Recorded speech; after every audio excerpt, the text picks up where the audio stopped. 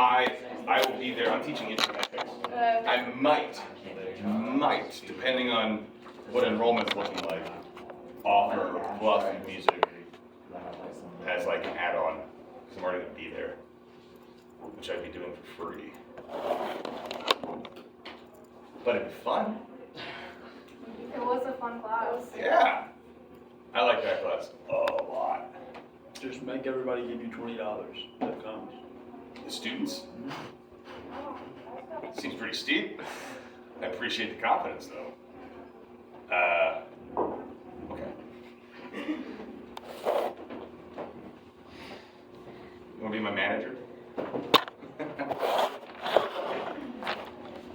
Pamela is my business manager for music. She does all the Instagram stuff, and I actually talk to people, but she tells me what to say as far as how much I should get paid. Like someone will say, "Can you do this wedding for $800?" She's like, "Tell them 15." I was like, "Well, they're not gonna say yes." She's like, "Tell them 15." And I do, and they either say yes, and I'm like, "Huh," or they say no, and she's like, "You don't want to play weddings. That's why you should charge that much." I was like, "That's a good point." Weddings are weird because they treat you like the help. That's why I charge what I charge. Pamela's advice was charge enough money where you don't care. I was like, that's it. All right, so yeah, Ireland's schedule. So sorry guys, I'm very, very tired. It was a very hectic week. I apologize for Tuesday.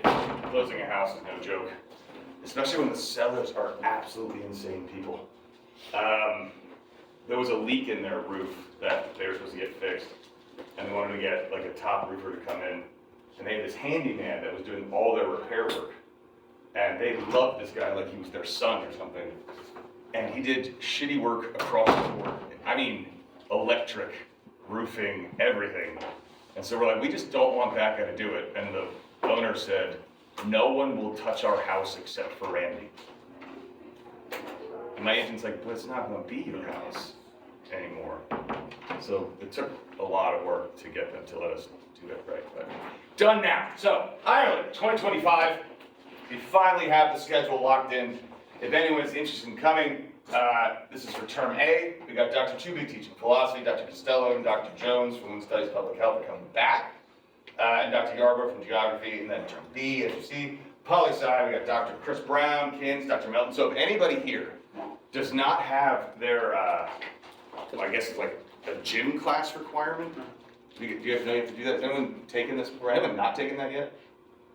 Okay, so she's gonna offer walking as a class, which means you'll just get Fitbits or like step trackers or whatever it is. And if, you know, Wexford is a very, very, very walkable town. You walk everywhere, including to campus, which is like a, 20-minute walk, something like that, 15. Either way, just by living there, you'll get an A in that class. So you can knock out your KINS requirement. Also, psychology and hospitality, Dr. Marvel. This is gonna be a cool pairing because the psychology professor is teaching a class called Cuisines and Culture. We were there in term B last year, and there's this thing called a Big Irish Breakfast, which is 2 eggs, 2 sausages, 2 strips of bacon, hash browns, mushrooms, toast, beans, and a grilled tomato. Oh, and white and black pudding.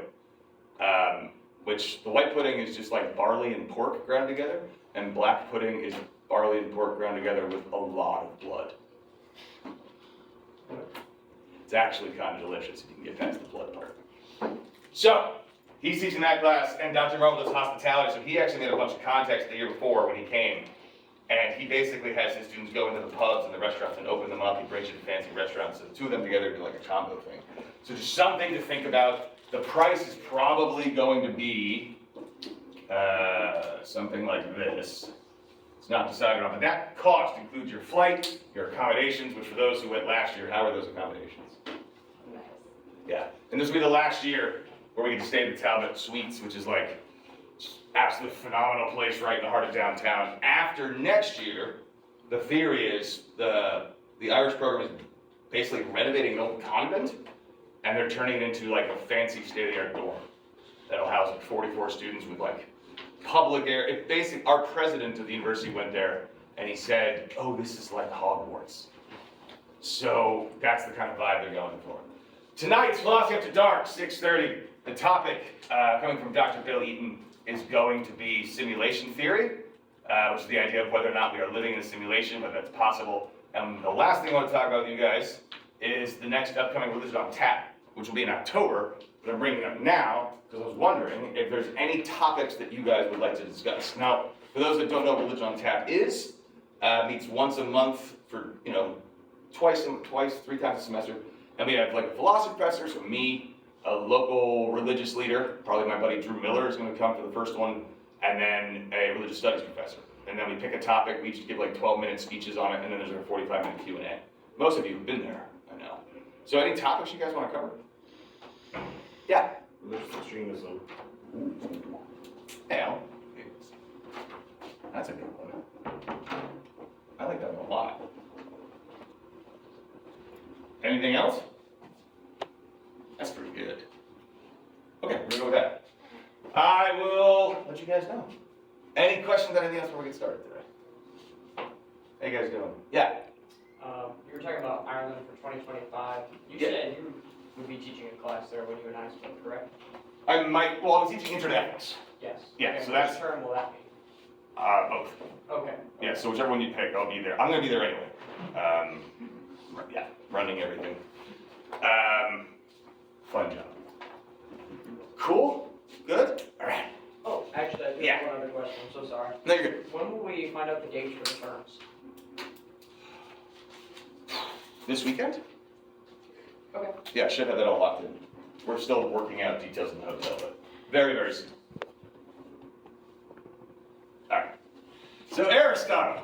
Today I want to give you like an overview of a few very important Aristotelian points, specifically those that will be very instrumental understanding when we get to Aquinas.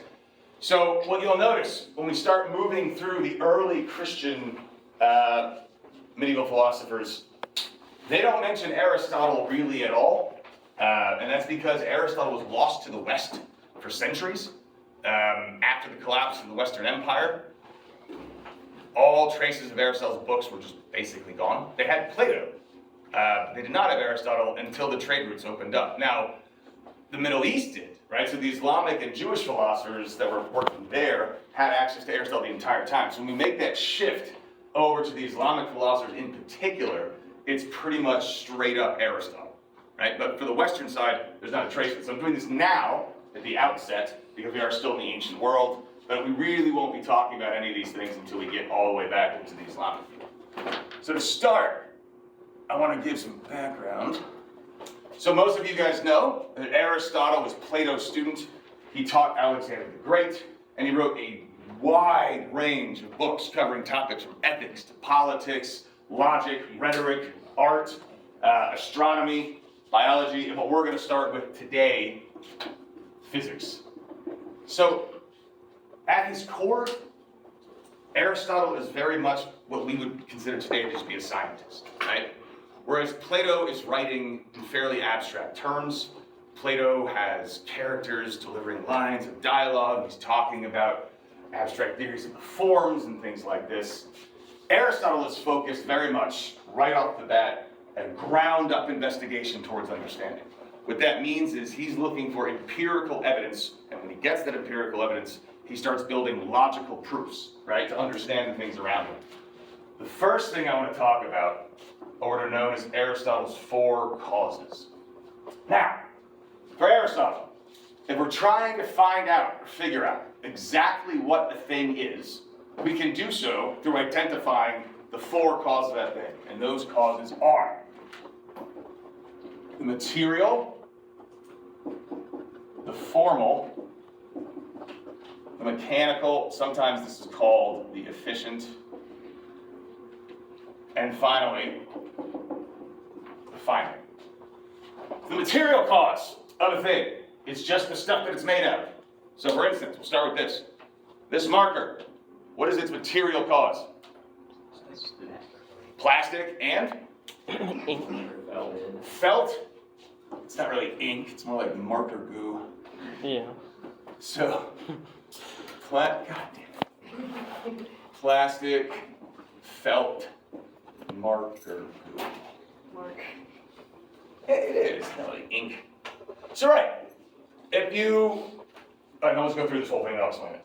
The formal cause, that is what it's shaped like, right? So what would be the formal cause of this marker? Marker-like. Cylinder. Yeah, cylindrical, we can say that. Aristotle, when he's talking about it, when we get a bit more complicated, you'll see how that changes. But for right now, we'll keep it simple, right? So cylinder. The mechanical efficient cause. This is most closely related to what we would think of as a cause. So in other words, the mechanical or efficient cause is where the thing comes from, right? So where does this marker come from? What caused this marker to come into existence? Marker. Yes, marker factory. Good. And finally, the final cause. This is its telos, or purpose.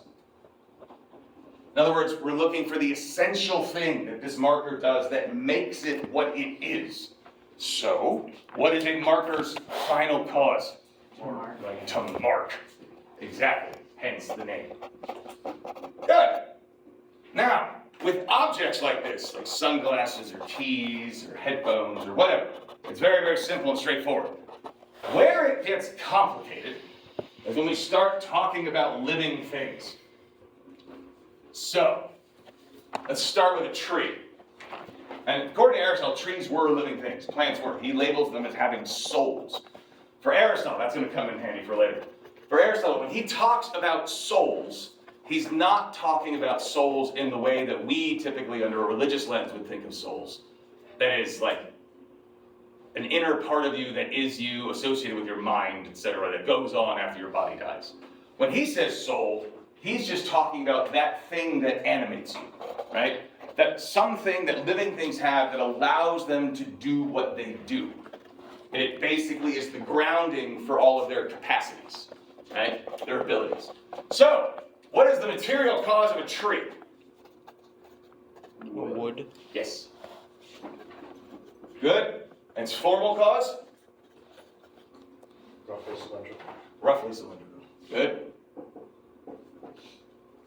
And its mechanic efficient cause? Other trees. Other trees. Good. And here's the tough one. Because everything that exists, Aristotle says, has a purpose. A very specific purpose. So what's a tree's purpose? Filtration? Right. To tree, yes. Air filtration. Now we know that now. Aristotle didn't know that then. But yes, now Aristotle would immediately say, yeah, the tree's job, like all plants, right, is photosynthesis, right? It's to, right, so we'll just say, yeah, photosynthesis. Good. Come on in. Now let's get one that's a bit harder. A dog. What is a dog's material cause? Meat. It's a weird way of saying When I say meat, I think of something I'm going to eat. But sure, we'll go with it. Meat. And fur. Good. And Bones. bones. So we'll include guts and all that stuff in meat. Now, here's where it gets tricky. Formal cause. Dog.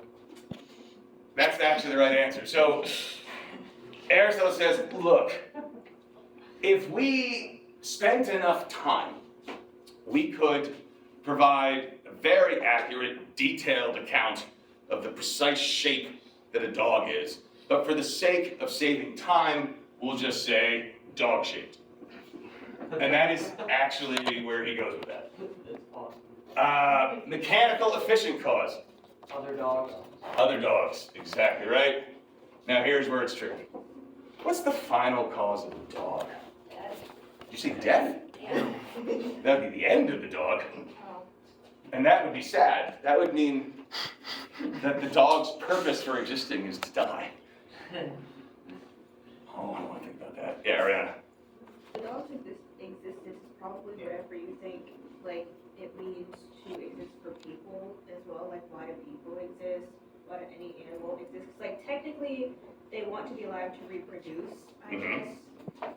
But like, if you're talking about why they're here in the first place, I feel like it kind of connects to why you think people are also here, rather than like what to just reproduce. Yeah, well, it's not, I see what you're saying, it's not so much like why they're here, because this answers why they're here in the sense of how they got here. What Aristotle's asking here is, what is it that makes a dog a dog? Like, specifically, we're looking for the essential characteristics. To put this in perspective, Aristotle also has something that many of you who are mentioned must know this. This ties into what he calls the function argument.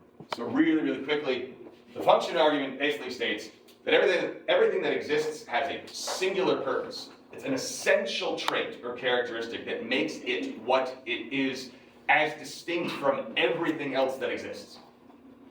So, an easy example would be like a flute player. That's the example Aristotle gives, right? So, the function of a flute player is to play the flute. That's what makes somebody a flute player, is that you play the flute. So, in that spirit, what makes a dog a dog? Yeah. Okay, real quick, just to be safe. With the final, does it be like one word, or can it be like, it has two functions, basically, two purposes? What do you got? Like hunting and protecting. Okay. Anybody else? Keep adding to the list. Yeah. I was gonna go with that for like whatever they're bred for, but like also companionship. Okay. So here's the thing. If it's hunting, we'll just stick with hunting. If it's hunting, don't other things hunt? Right? So what we're looking for is something that distinguishes it from everything else. Right? So if I said the function of a flute player is to play a musical instrument, right? Now that's a correct statement in a sense, but it doesn't really pin down exactly what it means to be a flute player. Same thing with, I said protection, as I said. Other things protect you too. Same thing with companionship. Now companionship's interesting because if it's the case that, and this happens to be an answer people give all the time, they'll say things like, I hear often like, a dog's purpose is to make humans happy. Man's best friend. Exactly. And that is seemingly right in today's society. But dogs, A, existed in a way, well, we bred them into what they are, but they existed in the ancient world. They were wild dogs too, right? And B, that would mean that any dog that did not have a person wasn't a dog. Because in order to be a dog needs to be a companion. So you see what I'm saying with that? That's impressive. For the dogs, Yeah. right? The reason I'm giving you guys so much trouble with this is because the answer is, for Aristotle, to dog, basically, right? So, dogs are what they are, and this is where you can get into the weeds with this because it's really interesting. It's like, okay, so we can take all of these traits and we can say, how do I put this? Okay, another way of looking at this would be something like, what is the final purpose of a professor? What makes a professor a professor? Teach people. To profess. To profess. And when you say to profess, so does that mean teaching? Yes. Okay, so wouldn't that make me the same thing as a high school teacher? Your profession, shall we say, also includes other roles. Yes, it does, exactly. Yes, research, Uh-huh. administration. Right, Your role is distinct from that of a high school teacher in that way. exactly. So we can't say just teaching, right? And so trying to pin that down, there are other aspects of the professor, there's research, there's service, there's public, like philosophy in my case, etc. There's a whole slew of things. And so Aristotle recognizes that there can be these sort of combinations of things that when you add them all together, you get that essential trait. And that would allow us to say, distinguish a professor from a teacher, because a professor is a teacher, but a teacher isn't necessarily a professor. And a dog from a wolf, for instance. Right? So we have to be very, very, very, very, very careful. And when Aristotle's doing this with the animal kingdom, so have you guys ever seen these charts where it's like, mammal, no, so we'll start with this. Animal, and then we say that there are cold-blooded, warm-blooded, and then we can say there are bipeds, quadrupeds, et cetera, et cetera, et cetera. And so when he's trying to define something, he goes through these brackets and he makes these divisions until he can get all the way down to like the precise definition. And it's really hard to do that without having your conclusion easily mistakable for something else, right? And so when I say that there is a sort of very meticulous nature the way Aristotle does it, there is. He's using these sorts of charts, but for our purposes here, it's just to be a dog, right? Whatever that is, but it can't be tied. To be careful, you can't tie it to something that if we removed that thing, if it was easily removable, like companionship, right? Then that would mean that that dog is no longer a dog anymore. And then we have to ask ourselves the question, well, is that true then, right? Is a dog that is not a companion to a human no longer fully a dog? No. I asked that because of what we're going to do next. Yes. I would say it's like the same where it's like, I've seen like a video where it's like a sketch, and it was like random animals just out in the wild. It's like, a human comes in and says, you're a tiger. It's like, I'm a what? You're a tiger. I don't know what that is. It doesn't matter. You're a tiger. And it's like, they don't have a concept of that. So I don't, it's like. I see what you're saying. Aristotle's not saying that they know, Okay. right? He's not saying like the tree is aware that it's, when it gets really tall, it's like, I fucking did it. Right? And then it looks at the nut tree that fell down and goes, oh. Right? No, he's just simply saying we are actually unique in the sense that we have the mental capacity to be able to assess our surroundings and observe and identify things, to gain a deeper understanding of the universe around us. Yeah. So trying to get some context for how this whole subject of the four causes came up. Is this related to Plato and Diogenes and the subject of what a human being is? Yeah. Okay. Very much so. So yeah, Plato taught Aristotle, right? I thought that might be why, because I remember the story of Diogenes bringing in a chicken and saying, here's your human. Behold a human. Yeah. Behold a man. Yeah, so the definition was humans are a featherless biped, right? So you pluck all the feathers off a chicken, now the human. Yeah. You were asking, the question, what was the question about if it's not a companion, is dog still? Say it again one more time, sir. The question about like, is a dog if it's not a companion? Right. I feel like I want to say no. Okay. Because like dogs are seen as pets, and when you see a dog doesn't have a person, if that's a stray that needs to be taken care of, that can go to like its full potential. I feel like if we're going with that, it's not a companion, then I guess it is less of a dog if I had to make that distinction. Good. Good. As sad as that is, there's something to that, especially what we're going to do next. So good. Yeah. I was gonna say, I agree. Say again? I said, I agree with that, because you take away their purpose, you make them less of what they are. Okay. We're going to go Alan, then here. So, You did have your hand up this time. Okay. You did have your hand up this time. yeah. Okay. So, we said Aristotle's example for the function argument was a flute player. Yes. But that's a job. Is it? What happens if I take away his flute? Is he still able to play the flute? Like, does he have the capacity to do it? But not right now. Right, it doesn't have to be right now. So what Aristotle's talking about is your capacity, right? Your ability to do something. So I would be a guitar player even if you took away all my guitars. So then, if we're examining a dog like that, what is the ability to human? What is the ability to human? Yeah. That's where we're gonna go next. Okay. Yeah, good.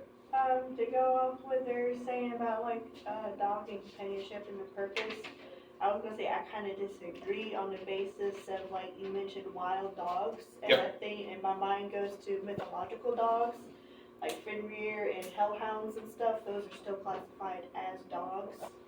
So even though they're not part of like a human companionship, they still dog Is a because hellhound they a dog? exist. From him. Yeah, I feel like it's more demon than. You can see we can get into the weeds on that. No, but it's a good point because that's really for Aristotle there is going to be an essential characteristic, and so if it's the case that what distinguishes, because I don't know that Aristotle talks about this specifically, but if it is the case that what distinguishes a dog from say a wolf is that it is domesticated, that would require companionship. right? And so if we take away that companionship, or that dog never had that companionship, then according to Aristotle's very strict definition, if it's the case that that's what the definition is going to be, then we have to say, sorry, stray dog. I'm sorry, you're not a dog. Stray thing. Right? And so it becomes tricky. But he's trying not to give us any wiggle room. So, on to the point then, humans. What is the material cause for humans? Meat. Don't say meat. Flesh. I'm not going to go to cannibalism. Flesh, bone, etc., guts.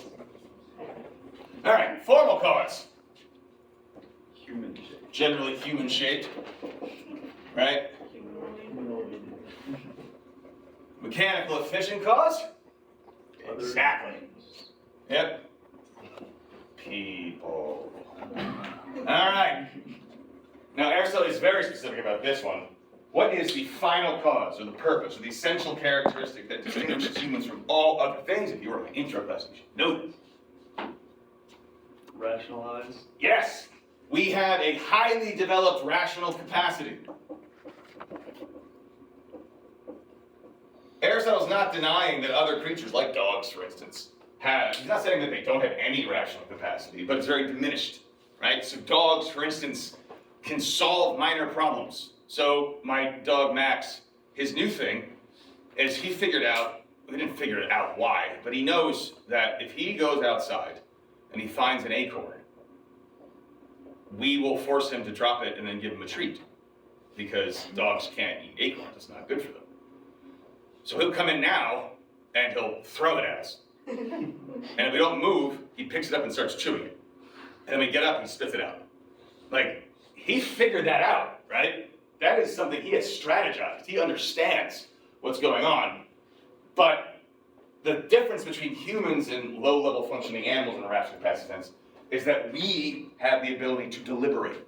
What Aristotle means by that is that we can look at a problem and figure out multiple solutions to that problem. And if things go wrong, right? Another example that I would use, like all dogs do this. Like dogs know where the treats are after a while, right? They get habituated, they know where the treat drawer is or the treat, whatever you guys have. If you were to move them, right, without that dog seeing, it wouldn't think to itself, well, they're not here, so they must be somewhere else, right? Whereas humans, if we're driving down the street and there's a roadblock and a detour, and we were headed to McDonald's, we don't go, fuck, that was the way. I guess I'm going home, right? So humans have this advanced rational capacity. Now notice, for Aristotle, our advanced rational capacity is what makes us human. Which means what? Yeah. No one can have rational capacity. Not to the level we have, no, right? But think the companionship example. Yeah. If you can't rationalize well, you're not a human. According to Aristotle's logic, and I want to start, because Aristotle gets a bad rap, probably rightfully so, but the bar for what he's talking about is really low, like really, really, really low, as far as like you qualify as human, right? But if you had a severely diminished rational capacity, according to Aristotle, you aren't quite hitting the mark, and as such, are you really human? Yeah. Do you think that lends credence to the idea that a lot of the myths that talk about humanoid creatures like cyclops and giants and things like that are actually talking about humans, just different groups of humans who might not meet that rational capacity stage that he's talking about? Well, I mean, those myths would have predated Aristotle by about 400 years, right? Do you think that could have informed this a little bit though?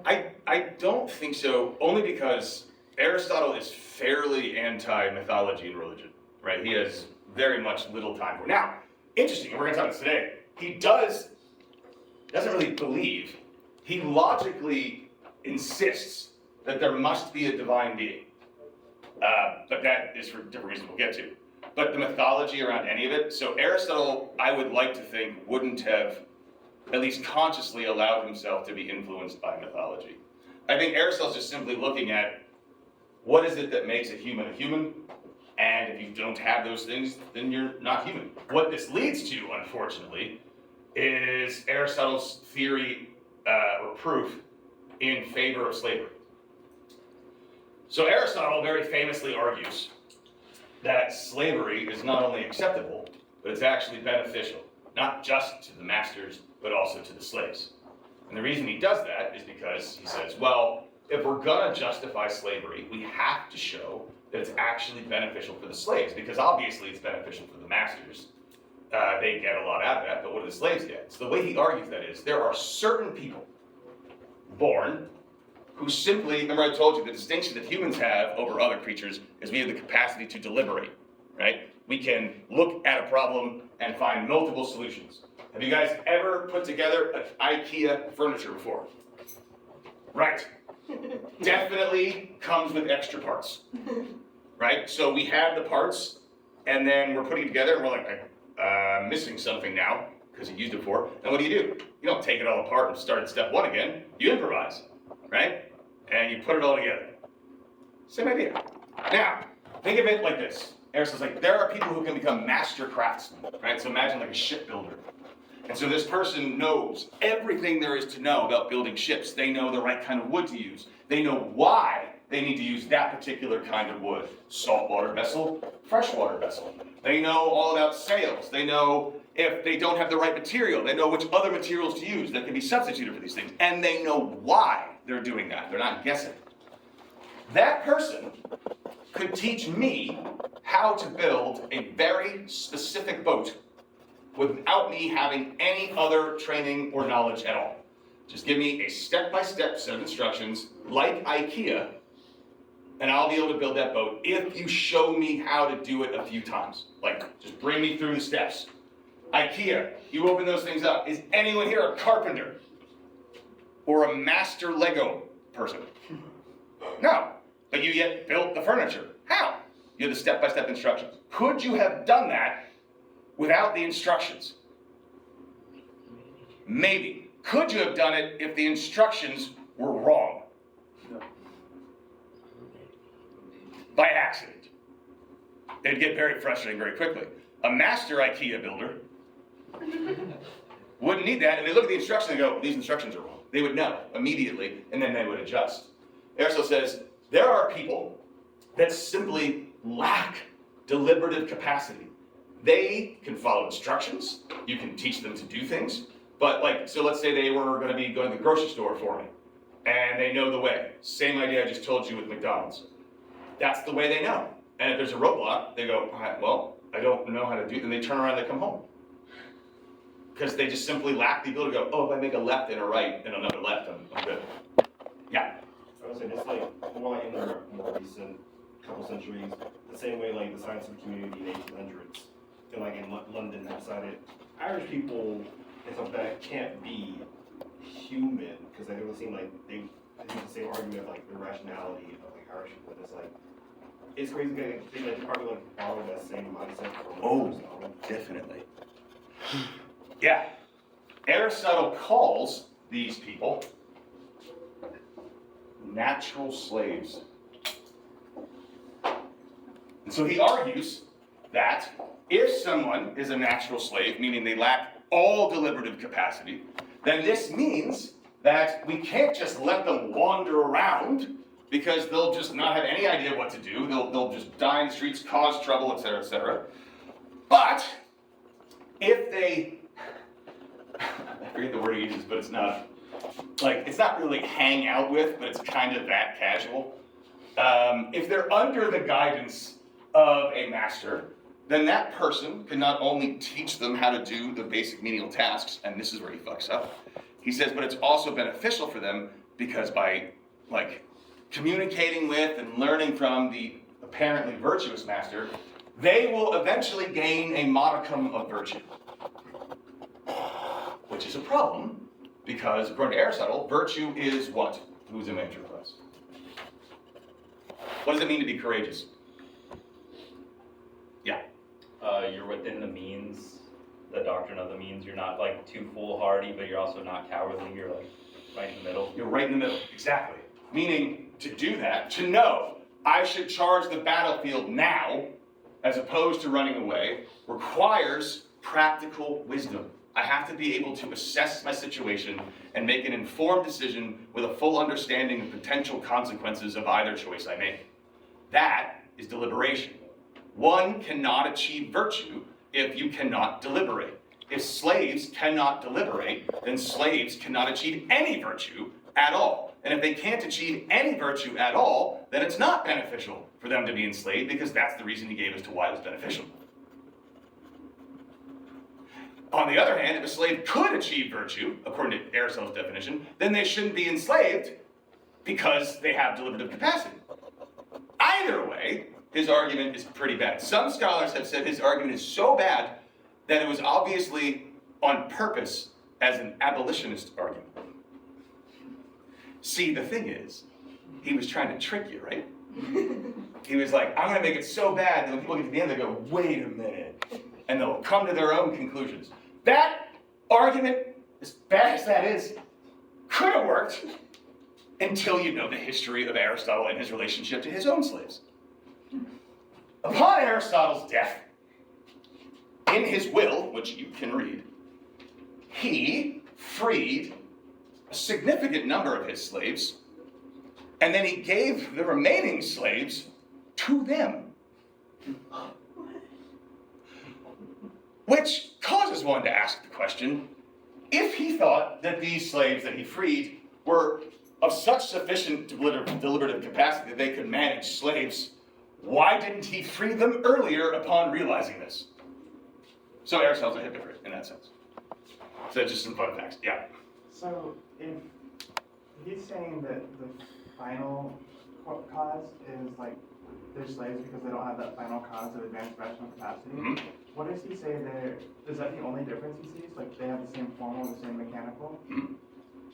So he thinks that someone who, Keep going. if you have the same mechanical, does he think this is up to chance? Like whether or not you, like if you have not slave parents, could you be a slave? If you are a slave, could you produce a not slave? Yes, in theory.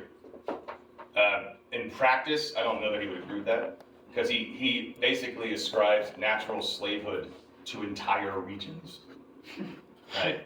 So he's like, all of the Persian area, obviously. And the reason he gives, he doesn't just say it, he says like, only somebody who has zero deliberative capacity would voluntarily choose slavery over death. So a person who has any deliberative capacity at all would fight to the end. So if you gave up, you obviously deserve to be a slave. It's for your own benefit, actually, is how he would put it. Yes? So I would. No. Her, yeah. And then you. Good.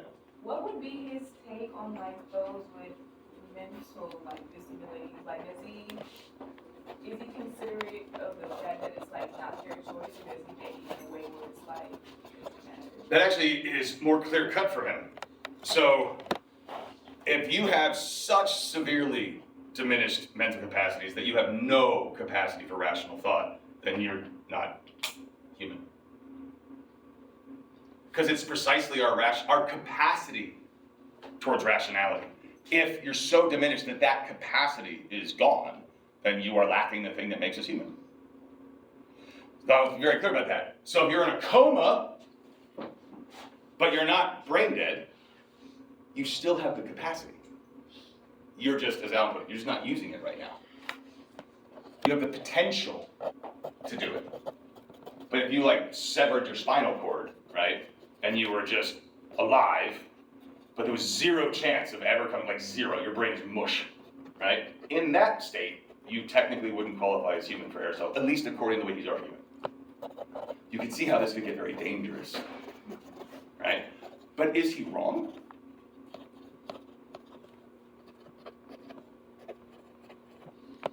Or I was gonna go back to the mechanical and efficient cause. Okay. Because you're saying that he's more so a scientist. He doesn't believe in religion, so wouldn't there be like a deeper mechanical cause beyond people, like maybe like an evolutionary theory for Aristotle or some sort? So Aristotle actually doesn't, well, I wouldn't, we're actually going to get to this when we get to the proof of the existence of God, but in a nutshell, we'll come back to it, but just to answer your question, he thinks that the world as it is and all the creatures that live in it have always already been here. There can't be, because if there's like a progress, right, over time, like evolution or whatever, that would imply that there was like a starting point, right? And this creates for him a problem. We're going to jump into this because I know I just kind of spent a lot of time on this. Go to the next thing that's a good segue. So, of an infinite regress, right? Another thing that he sees that's going to be very handy for us is his response to Agrippa's trilemma.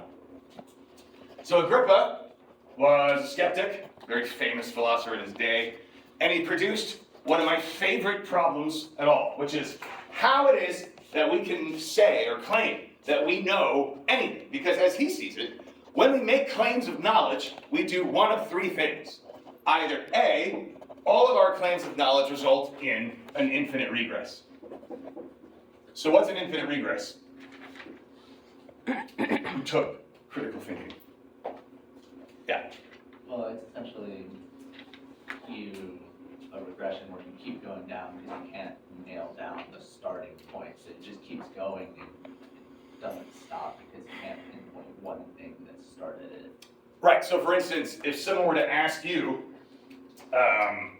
about Aristotle's theory of natural slavery, they're like, well, how do you know that? Like today, they asked you as soon as you walked out the door. Like, and they said, how do you know that? What would you say? Dr. Larkin told me. Well, who told Dr. Larkin?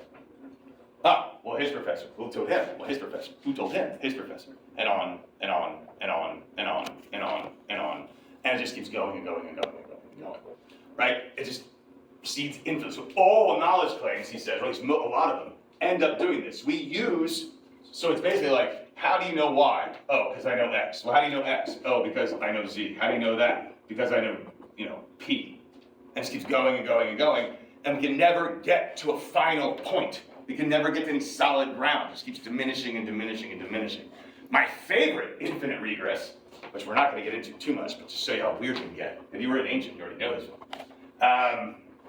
It's this idea of where weight comes from. Like I weigh a certain amount, right? So I weigh 220 pounds. If we cut me in half, right? Like actually in half, then how much would one of those pieces weigh? 110, and then, you kind of wish you started on 200, don't you? Yeah. So 200 then, 200, 100, 50, 25, 12 and a half, et cetera, et cetera. And notice how every time we cut me in half, that's starting to sound bad, the weight of that piece gets smaller and smaller and smaller and smaller and smaller and smaller and smaller. And you can always keep cutting in half forever. And every time you do that, it weighs less and less and less and less and less. So where does the weight come from?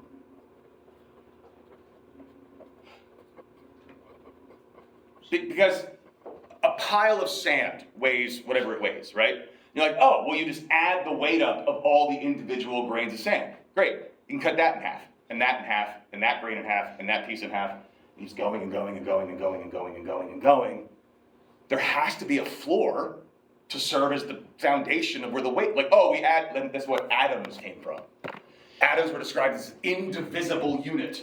And that was a solution to this exact infinite regress. Infinite regresses are a problem.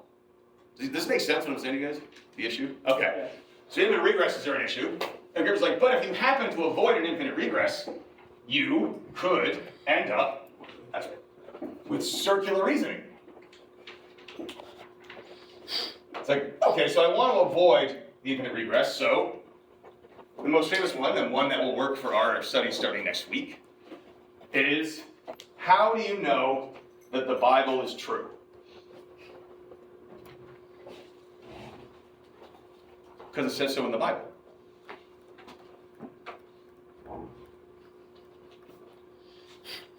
That's a circle.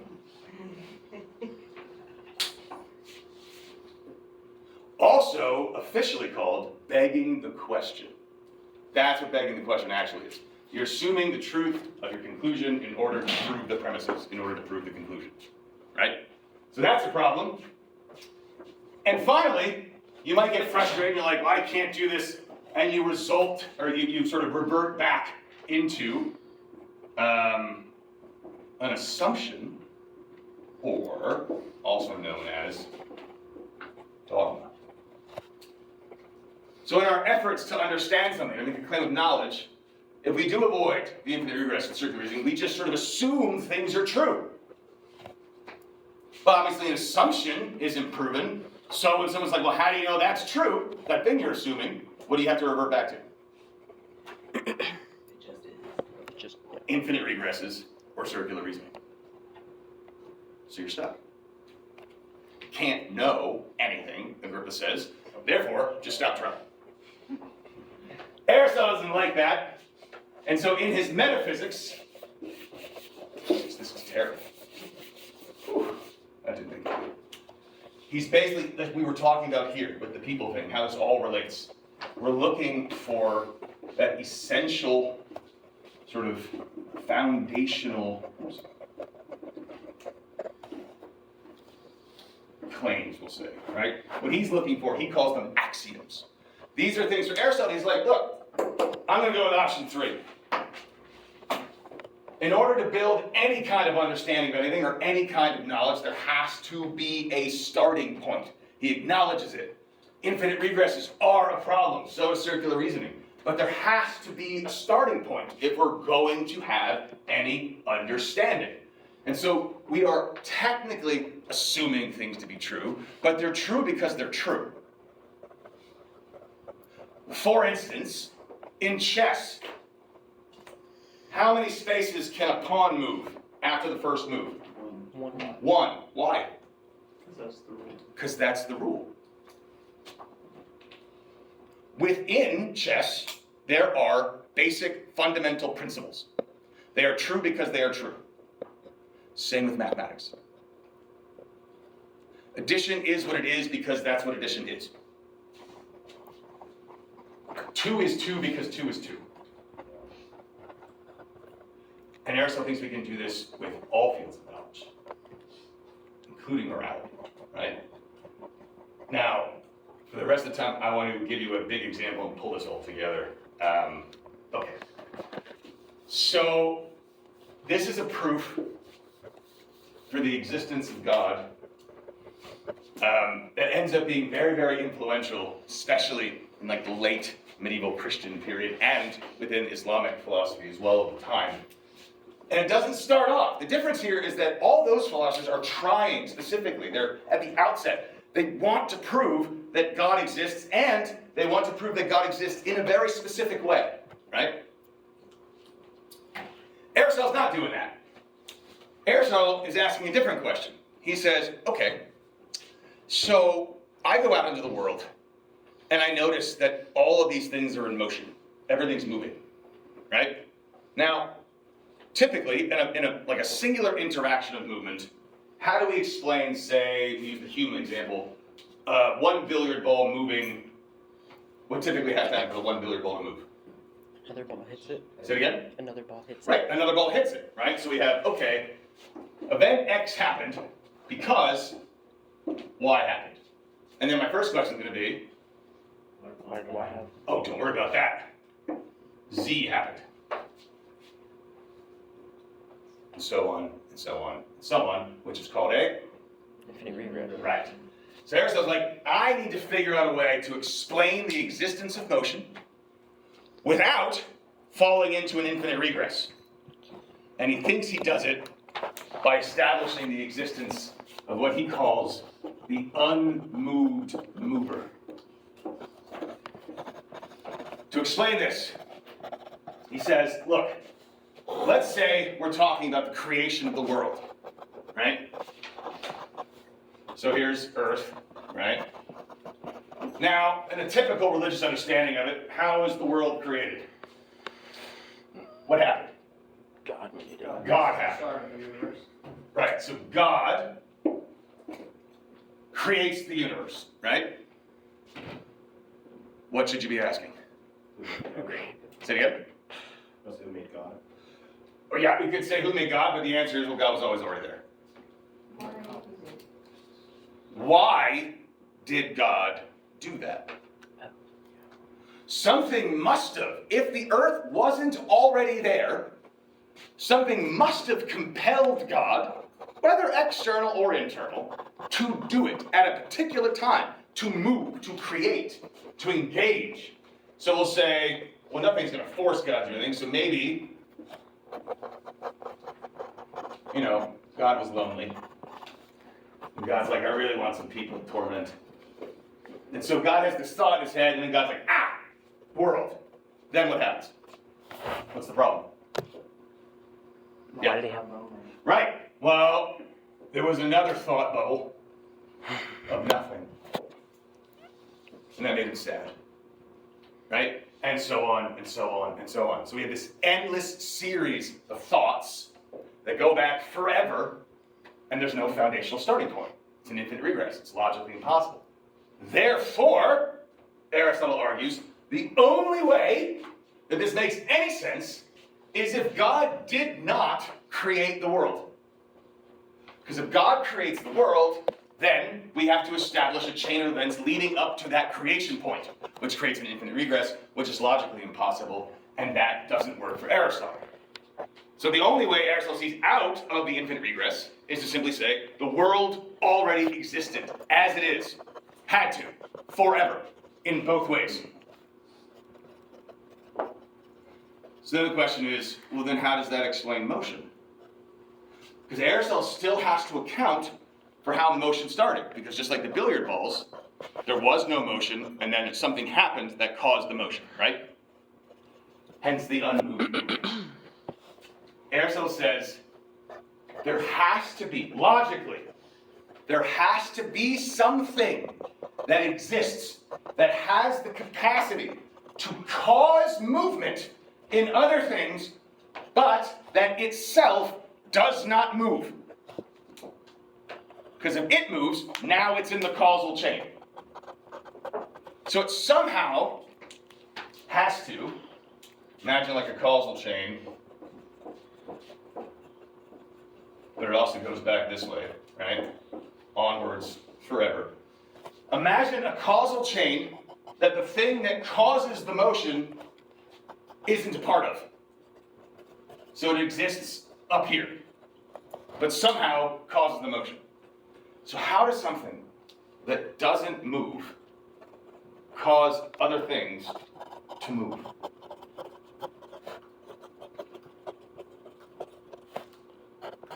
Have you ever gone to a party and you walk in the room and across the room, just standing there, not moving, is an exceptionally attractive human? Now, they don't move. You do. To them. Or, think like bug zappers. That thing is just doing what it does. Is it moving to bring the bugs towards it? It's just, buzzing. And what do the bugs do? They can't resist it. They move because that thing exists, not because that thing is causing them to. It's not like a tractor beam, right? It's just there, doing what it does, and the bugs sort of gravitate towards it. They can't help it. God, or the unmoved, he doesn't call it God, it ends up being called God later, because obviously Christians are going to just take this and go, oh. So the unmoved mover is just doing what it does.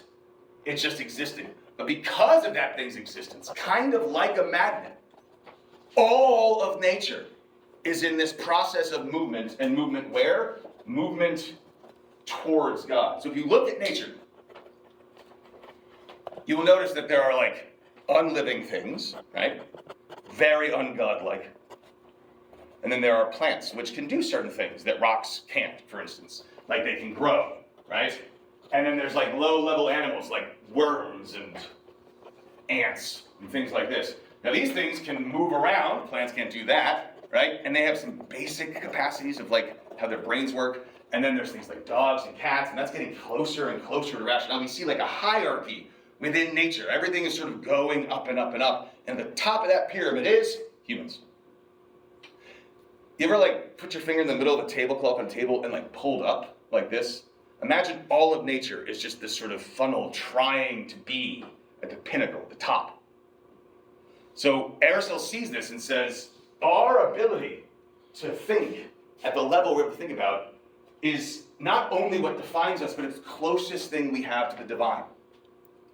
It is the thing that is the pinnacle of nature. It's almost like all of nature is trying to get to this peak of the pyramid. And we can see that reflected when we see religious writings. People say, we are made in the image of God.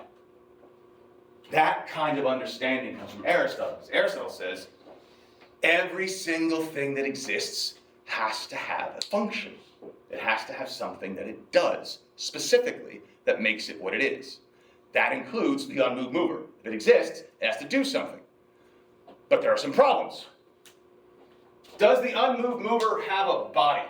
Can it have a body and still remain the unmoved mover? If you have a body, wouldn't you be affected by things knocking into one another? Couldn't you move? Isn't that what bodies do? Yes, so Aristotle's like, so the unmoved mover must be the kind of thing that doesn't have a body. So it's immaterial. So what kinds of things can things without bodies do? There's one thing. Yeah. Oh, no, Yeah. Think. Think. The only thing that something that a body could do if it existed, because it'd be like a mind, basically, would be to think. Now, our problem with thinking, as you all are well aware, is that it's hard. And why is it hard? What gets in the way? Distractions. Distractions. Like what? Meat. What did they say? Meat. Meat. Human meat. Yeah, eating, right? We get hungry, which distracts us. What else? Yeah. Death. Yep, that'd be the end of that. Awareness of things around us, like in our physical area, Right, so what would that awareness cause us to do? focus on anything in our immediate proximity for our safety. Think of it. Or joy, right? Be more optimistic. Yeah, so like we look around, we see things that we like that produce bodily pleasures, right? And so we are distracted by those things. Also, you have to sleep. You ever try to study all night and then remember anything? Doesn't work, right? It's a really bad strategy. We can try and try and try and try to think all day long, but we can't because our bodies get in the way. But the unmoved mover is freed from that burden of a body. There are no physical temptations. It doesn't need to sleep because it doesn't need to rest its body. It doesn't need to eat at all. In fact, it can't do any of those things because it's not the kind of thing that has those capacities. This is where it gets really interesting. When people start attributing things to God, many of the philosophers that we're going to read are going to say, in answer to the question, like, you've heard these, like, is God capable of making a mountain so big that he can't lift it? Many of these philosophers are like, you're thinking about God in terms of attributes that God does not possess. To say God could lift a mountain requires that God has a body, because bodies lift things. God is not the kind of thing that would be lifting anything, and so to create some kind of negative, or like create some kind of problem, you're doing it under false pretenses, basically, right? So God doesn't have a body. God doesn't sleep. God doesn't need to sleep. God can't sleep, because God's not the kind of thing that sleeps. God's not the kind of thing that eats. So these aren't problems for God, and because God is not burdened with these problems, how efficiently can God think? Perfectly. So God, the unmoved mover, thinks perfectly. What kinds of things do perfect things think about? What kind of thoughts? Perfect thoughts. And what kind of things are perfect? Nothing. No. God. The divine. The divine. God is perfect.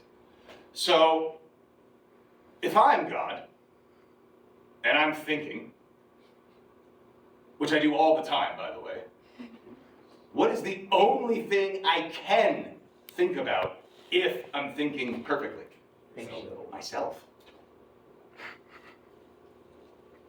Aristotle literally says that the unmoved mover is a thing that thinks about itself and nothing else all the time out of logical necessity. It is not possible for God to think about you, because explain how that would work. Give me the step-by-step process. What would have to happen for that to happen? For God to go, you know what? I like Dan. Yeah. They have to be able to think of something that's inferior. Right. So therefore, like, no, I have inferior thoughts. You know, I'm perfect. Thanks, buddy. I knew it. No, think about this. So God's sitting there thinking about God's self, and all of a sudden starts thinking about you, right? Which means what? Go back to this. We'd have to establish why. What caused God to start thinking about you? Now we're back in an infinite regress. But if God was always thinking about God's self and nothing else forever, then we avoid the problem of an infinite regress. This leads to some problem. Not for Aristotle. Aristotle's like, this is great, because I've solved the problem of motion. The unmoved mover is just like a bug zapper magnet kind of thing, and we don't have a problem anymore.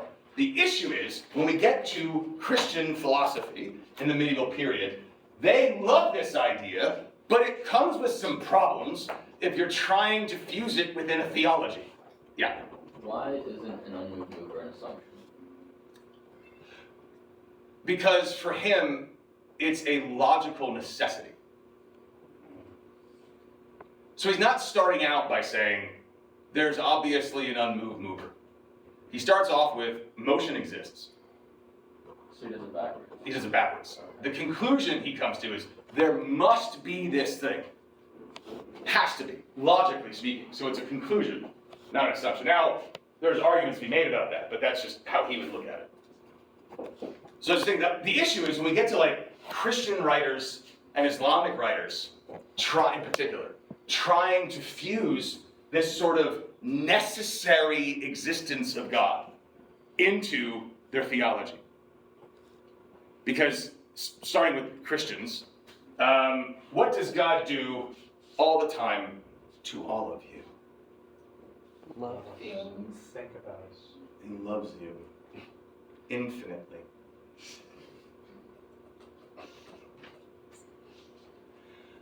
But that's a problem, right? God can't do that.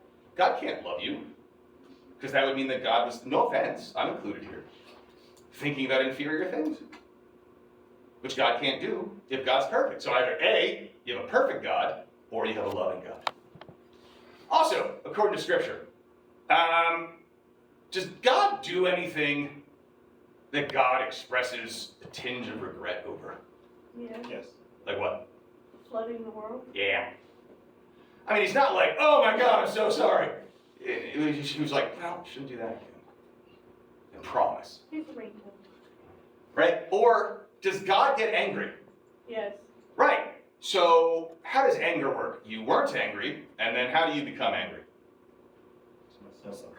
Someone says something. Something has to happen, which then causes you to do something. So now we put God back in the causal chain of events. Which means, according to Aristotle, man, these are not problems for Aristotle, because Aristotle doesn't believe in any sort of theology, right? So Aristotle, he's like, no, God doesn't get angry. But theology says God does. And so how do you explain God's wrath? Because God's wrath is, according to theology and Scripture, always because of something. Something caused God to become angry, which means God is now back in the causal chain of events, and now we're fucked. Right? So God cannot love you for that reason. God does not get angry. God cannot influence the world at all. Why not? According to Aristotle, why couldn't God influence the world at all? Perform miracles, change things. In order to be the unmoved mover, he can't. Say it again. In order to be the unmoved mover, he can't. Right.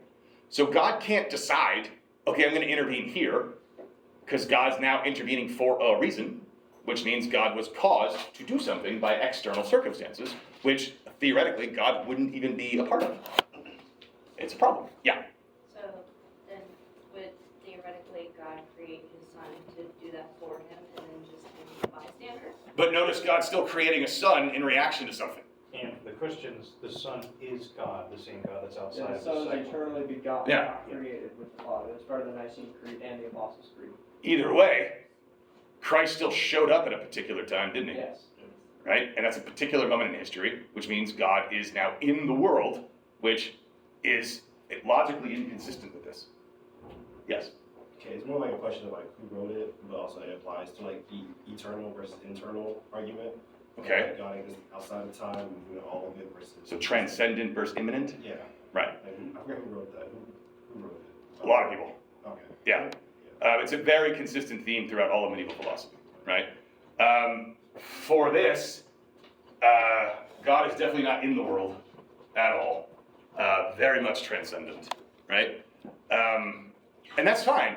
The issue that I'm pointing out here, and the issue you're going to see when we get to people like Aquinas and particularly the Islamic philosophers, and they actually call each other out on it, is they are using this model. And it makes sense why they would, right? Because if we're going to say that God is perfect, which is the claim, then God can't do anything other than what God is going to do. In other words, God acts necessarily. Well, if God acts necessarily, then that means that no course of events could ever influence God's decisions, because that would be contingent. And God can't act on contingencies if God is a necessary being in this sense. What I'm pointing out is, when you try to incorporate certain ideas and fuse them with Scripture, you run into contradictions, right? So for instance, when we get to the Islamic philosophers, Avicenna writes a proof that is based on this that is extraordinarily complex. Right? That's the day I told you we're going to do the whole proof on the board. Al-Ghazali writes a book, who's Islamic as well, in response, and his book is called The Incoherence of the Philosophers. And he's basically like, look, my favorite part, and we'll get to it, we'll come back to it, it's going to be a while, so it's a nice little teaser. He goes, are you saying that God couldn't do something very simple that humans can do? Because, for instance, imagine I brought to the room on Tuesday 2 cherry Pop-Tarts. And I said, pick one. Which one would you pick? It's arbitrary. They're Pop-Tarts, they're identical. They all taste exactly the same. It's a miracle. One's got more icing than the other. What do you say? One's got more icing than the other. No, they're identical. Okay. I see what you're doing. No, they're identical Pop-Tarts. You're gonna pick one, but whatever you pick's gonna be arbitrary, right? Are you telling me God can't perform arbitrary actions? And according to the necessary theory of God, no. So, that's odd though, because if you believe that God, which you have to, if you're Christian, if you're Islamic, if you're Jewish, you have to believe that God created the world. And if you say something like, well, that was already a necessary condition of God, that God would create the world, I was always like, great, why then? As opposed to like, I don't know, the next day, or 4 seconds earlier. Doesn't it seem like the exact moment that God created the world was a bit arbitrary? Couldn't have easily been any other moment. So there's a contradiction, right? It seems like you can either have your necessary God and all the baggage that comes with it, or you don't. And this is the kind of thing I want you guys to think about when we're reading all these texts, because this is the kind of stuff that they're wrestling with, because they want to have a perfect God, and they're trying to struggle through it. So there's a lot of stuff about the actions of God. We get to Anselm. He's talking about God's power, or God's charity, or et cetera, et cetera, et cetera. And he goes through great lengths and jumps through a lot of hoops to square a lot of these contradictions, which I'll hold off until we get there, because that's actually pretty soon. Yeah? I was just gonna ask, this is, these concepts are where the doctrine of divine simplicity comes from, correct? It is to have parts and to have causes in that sense. Yeah. Okay. Exactly. So God can't have parts of God. Yeah, exactly right. It all kind of diminishes down. Okay, because when we started getting into this, like, I thought this is where that doctrine came from, but I wanted to make sure that was exactly where the medieval philosophers pulled that from. Some of them, yes, but not all of them, right? So anyone in the early Christian world, this idea of divine simplicity also comes from a writer named Plotinus, who we actually, I think, will probably do on Tuesday, because I think it's important. Plotinus started, basically, scholars are torn whether it counts, but I'll say it. He's like a Neoplatonist, right? So Plotinus is writing about the divine before Christianity has become fully formulated, right?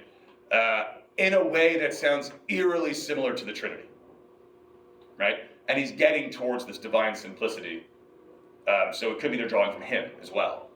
And also Palamas, St. Gregory. Say it again? Palamas. In the Orthodox Church, they often look to St. Gregory Palamas, or Palamas, however you want to say it, Yeah. also for a different interpretation of divine simplicity. And when was he writing? One more time? When was he writing?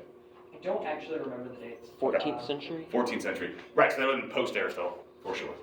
And they all would have been reading Plotinus too, right? So the Neoplatonists for a very long time become sort of the dominant interpretation of Plato. It's a weird way of reading Plato, but you can understand why, because they're all reading through a religious lens and it works for that. But we'll get to it. We'll do a day on Plotinus too. I'll upload just like one of his passages for you guys to get a taste of it. What do you guys think of this? This is fun. Cool. Right? Yeah.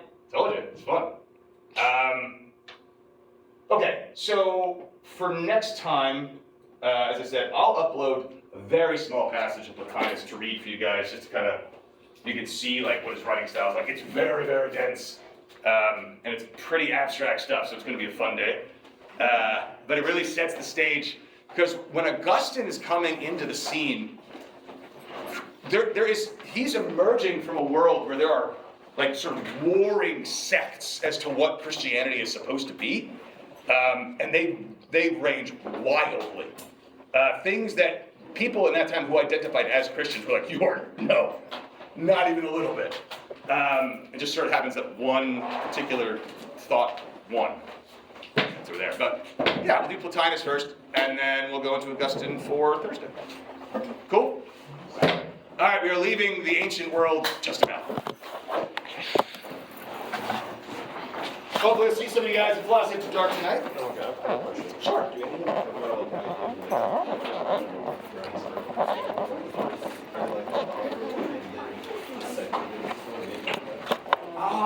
Not that I know of, because